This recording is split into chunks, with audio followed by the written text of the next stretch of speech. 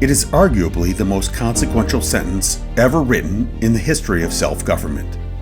We, the people of the United States, in order to form a more perfect union, establish justice, ensure domestic tranquility, provide for the common defense, promote the general welfare, and secure the blessings of liberty to ourselves and our posterity, do ordain and establish this Constitution for the United States of America. In this preamble to the Constitution, the purpose of our republic was declared with clarity and conviction. But one often overlooked phrase within that sentence may just be the key foundational idea that has defined the American experience ever since. In order to form a more perfect union, those words reveal something extraordinary. They acknowledged that the work would be unfinished.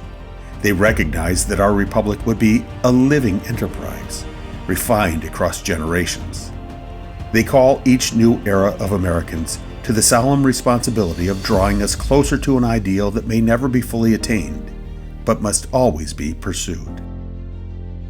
From the very beginning, the United States was conceived not as a finished product, but as an audacious experiment in self-government. Even the Constitution itself is not merely a static document. It is the written record of a nation determined to evolve, a framework designed not only to endure, but to improve. It invites every generation to strengthen what is just, correct what is flawed, and advance what is possible. Just as the United States is a continuous story of great innovation in science and technology, so too we are the world's laboratory for innovation in democracy. As we collectively celebrate the first 250 years of this country in motion, the Center for the Study of the Presidency and Congress calls upon our fellow citizens to remember the great advances that have been made and reflect upon the work that is still left before us.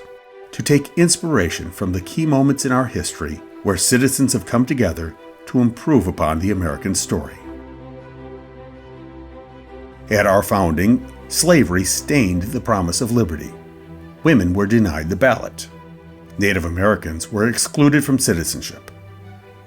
Political corruption and exclusion narrowed representation. And yet, as time advanced, the nation reformed. In the aftermath of the Civil War, the Reconstruction Amendments redefined freedom and citizenship. The 13th Amendment abolished slavery. The 14th guaranteed equal protection under the law. The 15th sought to secure the right to vote regardless of race. These were not minor revisions. They were structural acts of democratic renewal. In the Progressive Era, citizens demanded greater accountability. The 17th Amendment provided for the direct election of senators.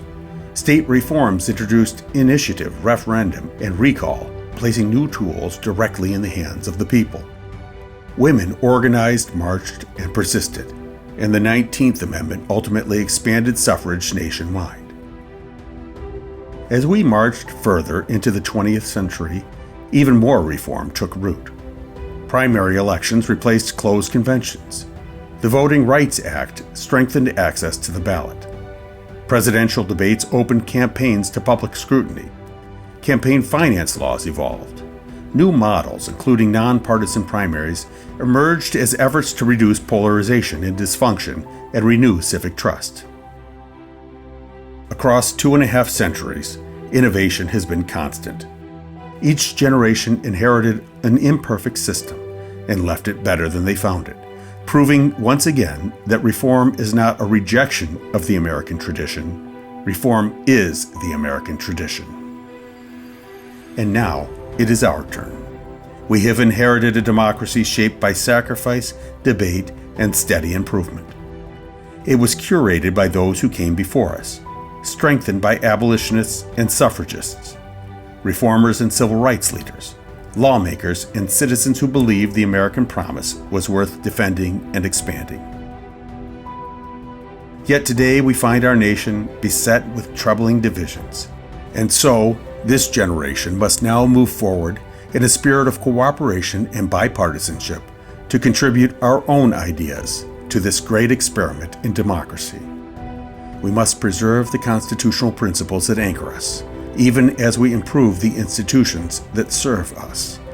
We must restore trust where it has frayed. We must ensure that liberty and equality are not abstractions, but lived realities. The work of forming a more perfect union did not end with the last generation. It continues with us, and if we are faithful stewards, if we improve what we have inherited, strengthen what must endure, and reform what must evolve, then generations yet unborn will look back on this moment and say, they honored the charge, they strengthened the republic, they carried the experiment forward.